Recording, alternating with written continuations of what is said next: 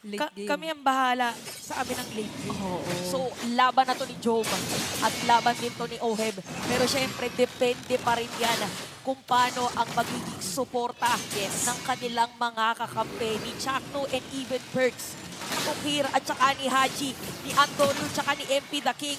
Kahit na rin kila Chakno, saan sila ngayon pupunta? Biglang mambubulaga yata anytime, walang hingay! Mararamdaman ni Haji na nandun ang mga members, Ukir and Job. Sila pa yata yung mamamatay ni Perks. At nandun na kayo, Entropy in! Wala rito kayo, Heb! Wala na si Job at mukhang gusto nilang isunod si Ukir. Kaya naman nabawasan ng dalawa ang barangay at tatatluin pa kasi maging si Chakno mahahanap nila.